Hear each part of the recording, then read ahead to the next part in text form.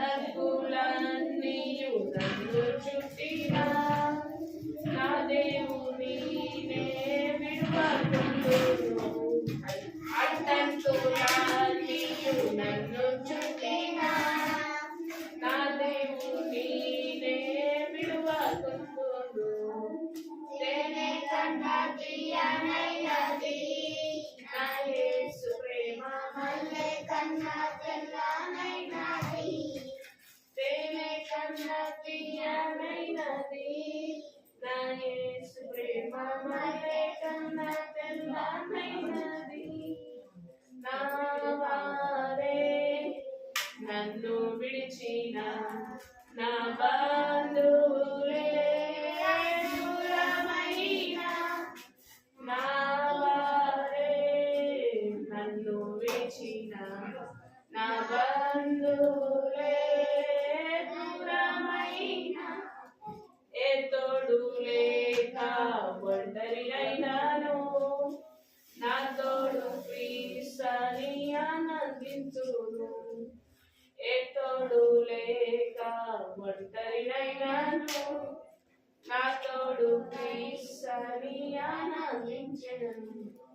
తేనె కన్నా తీయనైనది నా యేసు ప్రేమ, మల్లె కన్నా తెల్లనైనది. తేనె కన్నా తీయనైనది నా యేసు ప్రేమ, మల్లె కన్నా తెల్లనైనది. వచ్చిందా?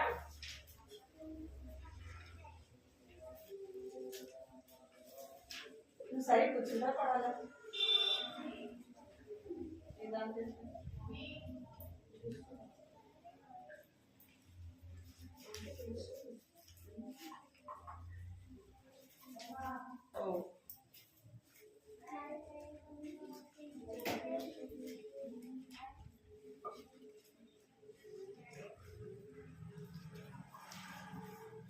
స్టోరీ చెప్పేసి స్టోరీ చెప్పాలంటే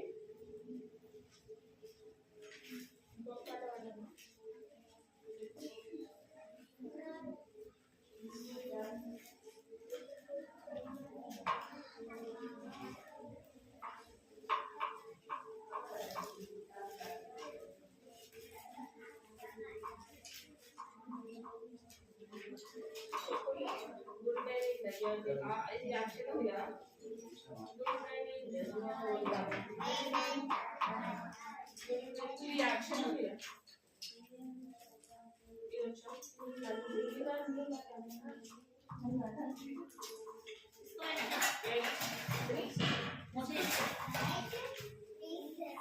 పెద్ద ఊరించి రెండే వర్షాలు తర్వాత తల్లిదండ్రుల కన్నా స్టోరీ చెప్పి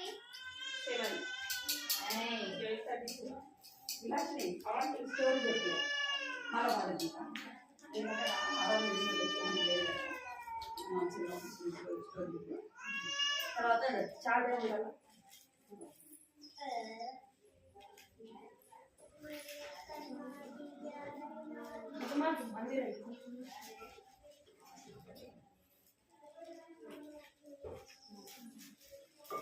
అందరు చేతులు కట్టుకొని మంచి కూర్చోండి. కూర్చొని మంచి కూర్చో చేతుల్లో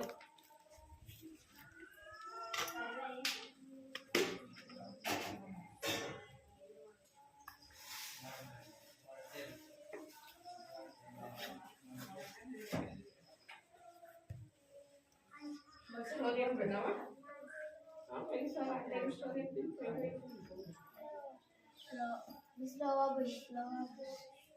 స్టోరీ అదే నడుస్తుంది. ఏం చెప్పిన స్టోరీ చెప్తున్నాయి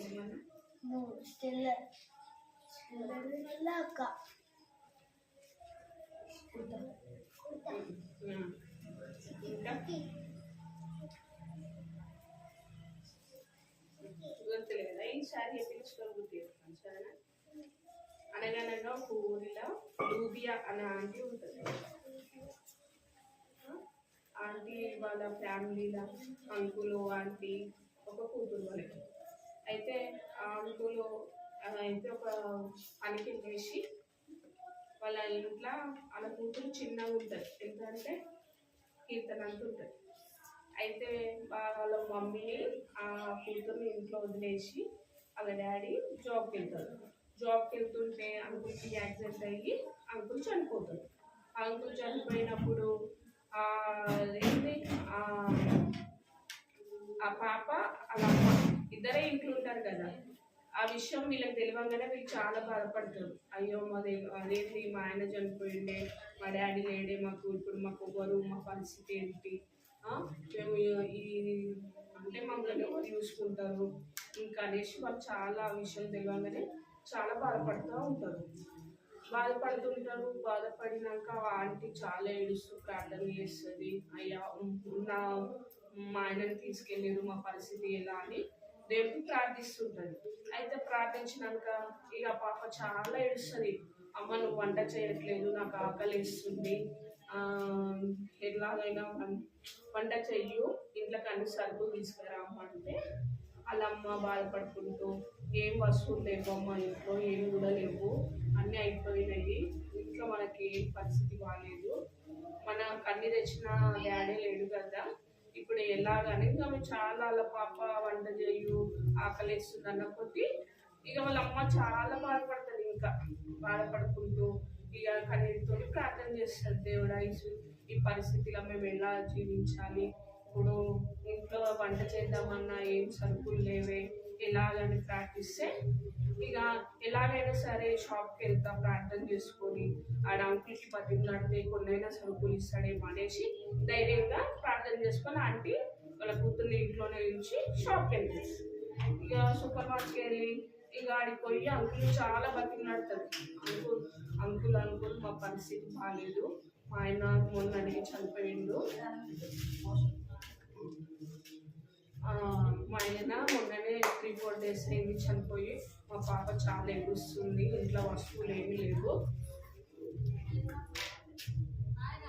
సైలెంట్ నేను ఇంట్లో వస్తువులు ఏమీ లేవు, ఇప్పుడు ఎలాగైనా మాకు సరుకులు కావాలి అనుకున్నాని అంకుల్ షాప్ దగ్గరికి వెళ్ళి చాలా తిడుతుంది, అడుగుతుంది. అంకుల్ చాలా తిడతాడు, వద్దు ఏం లేవు, ఏందమ్మా నువ్వు మా షాప్ ముంగడికి వచ్చి అడుగుతున్నావు, మాకు గిరాకీ కాలేదు, ఏం కాలేదు, నువ్వే మా దగ్గరికి వస్తున్నావు, వెళ్ళండి అని తిడుతుంది.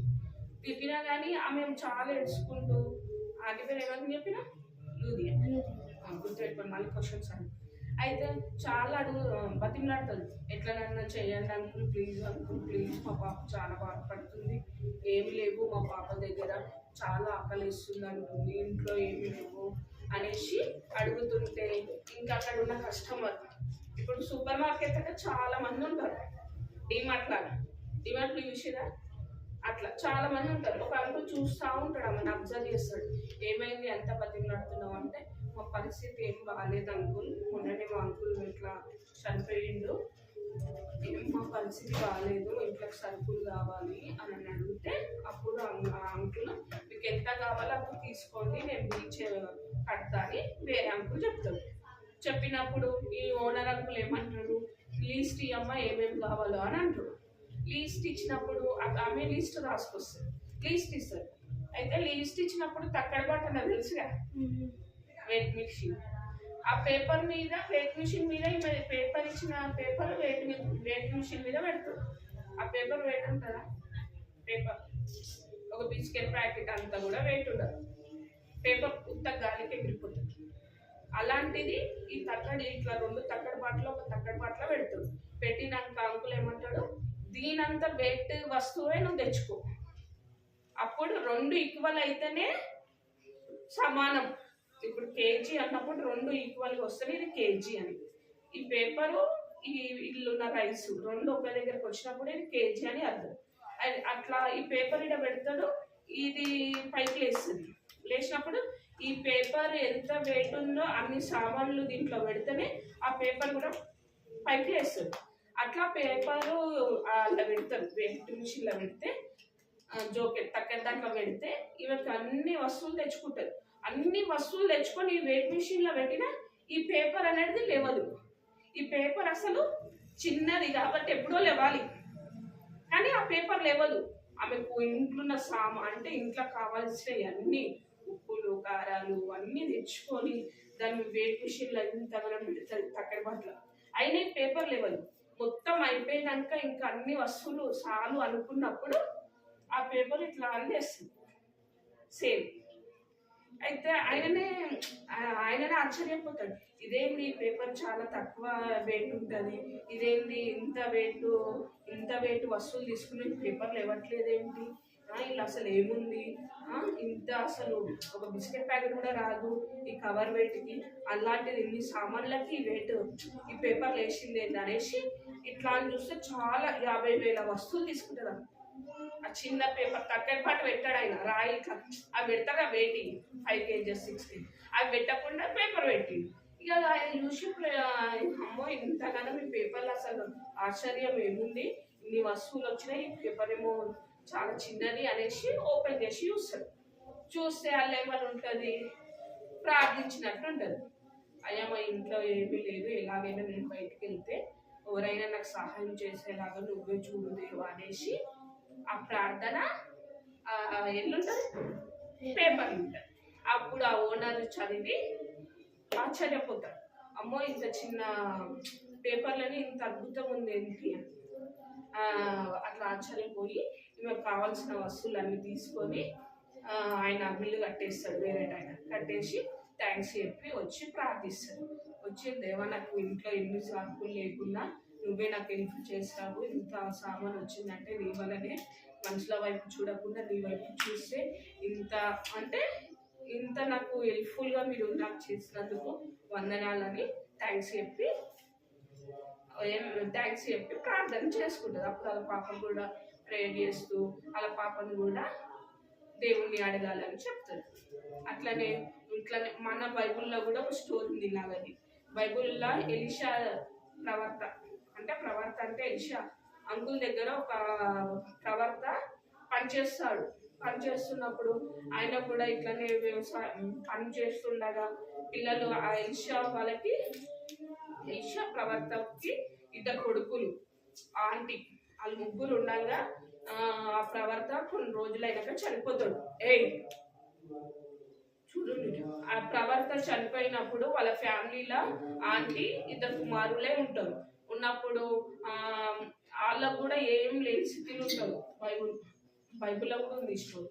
ఏం లేని స్థితిలో ఉన్నప్పుడు వాళ్ళకు ఎలీషా దగ్గరికి వెళ్ళి అయ్యా మా దగ్గర ఏమి కూడా లేదు, ఇలా అంకుల్ లేడు, 2 పిల్లలను నేను పోషించుకోవడానికి ఏంటి పరిస్థితి అని ఎలీషా దగ్గరికి అడిగినప్పుడు ఎలీషా అంటాడు, అసలు మీ ఇంట్లో ఏముంది అని అడుగుతాడు. మంచి కొంచెం మీ ఇంట్లో అసలు ఏముంది అని అడిగితే ఆమె ఏమంటది అంటే, మా ఇంట్లో ఏమి కూడా లేదు అంకుల్, అసలు మా ఇంట్లో అసలు ఏమి కూడా లేదు, కొంచెం గిన్నెలో కొంచెం నూనె ఉంది అని చెప్తాడు. అని అంటే ఆ ఎలీషా అంకుల్ ఏమని చెప్తాడంటే, మీరు ఇంటికి వెళ్ళి ఇంటి పక్క వాళ్ళ దగ్గర ఎవరెవరి దగ్గర అయితే ఖాళీ ప్లేట్స్ ఉంటాయో, ఖాళీ డబ్బాలు ఉంటాయో అవన్నీ తెచ్చుకొని మీరు ప్రార్థించండి అని ఎలీషా ఎవరికి చెప్తాడు, ఈ ఆంటీకి చెప్తాడు.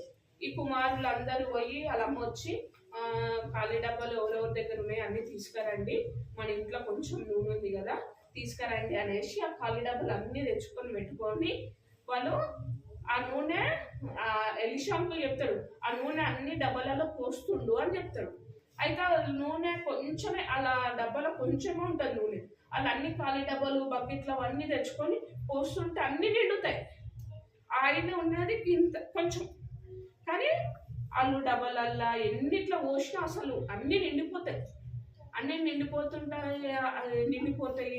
వాళ్ళు తెచ్చుకున్న బయట వస్తువులు తెచ్చుకునే నిండిపోతాయి, ఇంట్లో నిండిపోతాయి, వాళ్ళకు మొత్తం సమృద్ధిగా నిండిపోయినాక అప్పుడు చాలు అనుకున్నప్పుడు ఆ నూనె తగ్గిపోతుంది. అట్లా తగ్గిపోయినప్పుడు ఆమె ఫస్ట్ ఎవరికి చెప్తుంది, ఎలీషాకి చెప్తుంది. అంకుల్ అదేంది అయ్యా మీరు చెప్పినట్టే ఆ నూనె నేను డబ్బాలలో పోస్తే అంతా కూర్చో స్టోరీ అయిపోయినాక కూర్చో, మీరు చెప్పినట్టే నేను ఆ డబ్బాలల్లో నూనె పోస్తే ఆ డబ్బాలన్నీ మొత్తం నిండిపోయాయి, మాకు సమృద్ధిగా ఉంది అనేసి ఎలీషా దగ్గరికి ప్రార్థిస్తే ఈ ఎలీషా అంటాడు, ఇప్పుడు నీకేమి బాధ, ఇప్పుడు 2 పిల్లలను పోషించుకోవడానికి మీకున్న అప్పులన్నీ కట్టుకోండి, మీరు బాధపడొద్దు, మీరు దేవునికి ప్రార్థించండి అనేసి చెప్తే ఆమెకు చాలా అప్పులు ఉంటాయి అప్పటికే. వాళ్ళ ఆయన ఉన్నప్పటికీ అప్పుల బాధ, ఇద్దరు పిల్లలను పోషించుకోవాలని బాధపడుతుండగా దేవుడు ఆమెకి ఈ నూనె ద్వారా సమృద్ధి చేస్తూ ఉంటాడు. ఇప్పుడు అవన్నీ నిండిపోయినాక మంచి కూర్చో. అవన్నీ నిండిపోయినాక ఇప్పుడు ఆమె ఏం చేస్తుంది? ప్రార్థించి అవన్నీ అమ్ముకుంటుంది. ఇక ఆయిల్ ఆమెకి ఎంత కావాలో కూర్చో, స్టోరీ అయిపోయినకూడదు. ఆయిల్ ఆమెకి ఎంత కావాలో అంత ఉంచుకొని మిగతా ఆయిల్ అంతా అమ్ముకుంటే చాలా మంది కస్టమర్స్ వచ్చి మీ ఆయిల్ బాగుంది అనేసి చాలా మంది ఆమె దగ్గర ఆయిల్ తీసుకొని అప్పుడు ఆమెకి ఫుల్ పైసలు అవుతాయి కదా. ఇప్పుడు ఆయిల్ సేల్ అయినప్పుడు డబ్బులు వస్తాయి కదా, అట్లా అన్ని ఆమెకు ఫుల్ డబ్బులు వచ్చినాక ఆమె కష్టాలన్నీ తీరిపోయి మా పిల్లలకి మంచిగా చూసుకుంటుంది, ఈమెకున్న అప్పులన్నీ తీరిపోతాయి. అందుకే ఆమె కూడా ఏం చేసింది? ఎలిషా దగ్గరికి వెళ్ళి ఆమె బాధ చెప్పుకుంది. కానీ ఆ ఎలిషా కూడా వచ్చి హెల్ప్ చేసిందా? ఎవ్వరు హెల్ప్ చేయలే. ఆమె పోస్తున్న కొద్దీ అది సమృద్ధిగా అయ్యిందంటే దేవుని వల్లనే. అర్థమైందా? ఎవరు వచ్చి ఇప్పుడు ఆయిల్ కొంచెమే ఉంది, అది పోస్తూ ఉన్నాక అది ఇంకా అభివృద్ధి అయింది, అంతేగాని ఎవరు హెల్ప్ చేయలేరు. అందుకే మనం కూడా ఎవరన్నా కావాలి అన్నప్పుడు ఫస్ట్ మనం ఎవరిని అడగాలి? దేవుణ్ణి అడగాలి. ఏది ఉన్నా చిన్న హెల్ప్ కావాలన్నా మనకి ఏ అవసరం ఉన్నా ఫస్ట్ ఎవరికి చెప్పుకోవాలి? దేవునికి చెప్పుకుంటే మన దేవుడు ప్రతి ఒక్క అవసరత తీరుస్తాడు. అర్థమైందా స్టోరీ? కళ్ళు మూసుకోండి, కంటతో వాక్యం చేస్తాం తర్వాత చెప్పండి. నేను కంటతో మత్తాయి తీయండి అంత ఆవు కొంచెం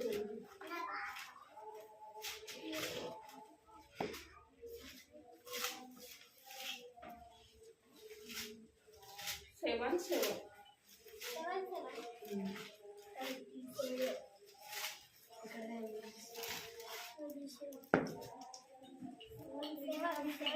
అందరూ నోటెడ్ చేసుకోండి. మళ్ళీ సండే అంటే అడిగి చెప్పాలి మీరు. ఎందుకంటే చేస్తున్నావు చూసి చూడు కదా,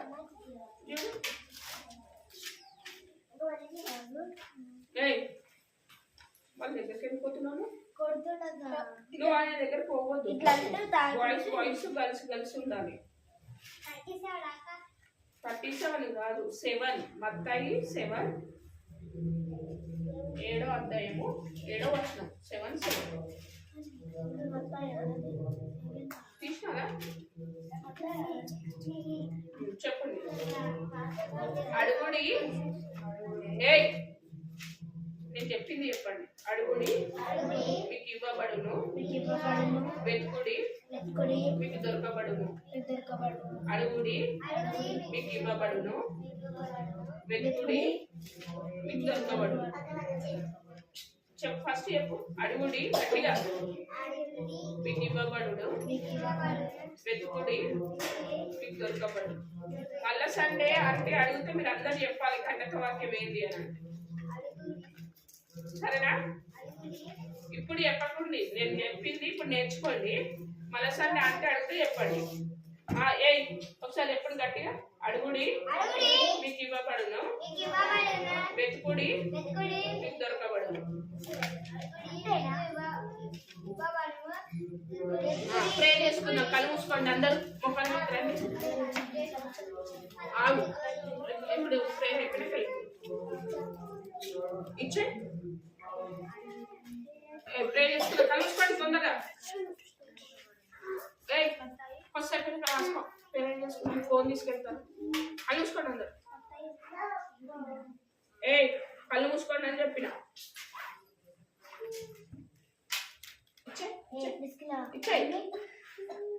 కళ్ళు మూసుకోండి. పరలోక మందున తండ్రి, నీకు వందనాలు స్తోత్రాలు తండ్రి ప్రభా.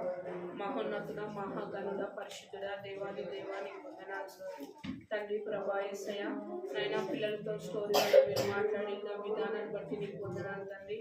అవునైనా లూదియా అంటే జరిగిన తండ్రి ప్రభా, ఆమెకు ఎంతో సహాయం చేస్తూ వచ్చారు తండ్రి. మనుషుల వైపు నైనా మనుషుల వైపు చూడకుండా తండ్రి నీ వైపు చూస్తే సమస్యలు సాధ్యమని సెలవిచ్చావు. అందుని బట్టి నీకు వందనాలు తండ్రి ప్రభా యేసయ్య. అవునైనా తండ్రి యేసయ్య తండ్రి ప్రభా విషయవార తండ్రి బైబిల్లో కూడా తండ్రి ప్రభా నూనె అభివృద్ధిగా ఇచ్చిన దేవుడా నీకు వందనాలు స్తుతులు స్తోత్రాలు తండ్రి ప్రభా. ఎంతైనా గొప్ప దేవుడు నమ్మదైన దేవుడు నైనా యేసయ్య మీరు సర్వోన్నతుడ దేవుడు తండ్రి సర్వశక్తిమంతుడు తండ్రి ప్రభా. అందుని బట్టి నీకు వందనాలు స్తుతులు స్తోత్రాలు తండ్రి ప్రభా. అవునైనా స్టోర్తో మమ్మల్ని తండ్రి ప్రభా యేసయ్య మార్చండి తండ్రి ప్రభా. మా హృదయాల్లో తండ్రి ప్రభా యేసయ్య భద్రపరుచుకొని దాని అనుసారంగా జీవించులాగా మాకు తండ్రి ప్రభా యేసయ్య నైనా చిన్న పిల్లలకు మంచి జ్ఞానాన్ని బుద్ధిని తెలివిని అని చిన్నప్పటి నుంచి నుండి వెతికేవారుగా తండ్రిని తట్టు చూసేవారుగా తండ్రి ప్రభా యేసయ్యని ఎరిగి తండ్రి ప్రభా నైనా తండ్రి ప్రభా నీ వైపే తండ్రి ప్రభా చూసేవారిగా విలపించండి తండ్రి ప్రభా. వాక్యంలో తండ్రి ప్రభా మీరే తోడున్నారు తండ్రి స్టోరీ మొత్తం తండ్రి ప్రభా మీరే మాకు సహాయం చేస్తున్నారు. అందుని బట్టి మీకు వందనాలు స్వస్థాలు చెల్లించుకుంటూ ఈ చిన్ని ప్రార్థనని బంగారు పొలంలో సమర్పించుకుంటున్నాను తండ్రి.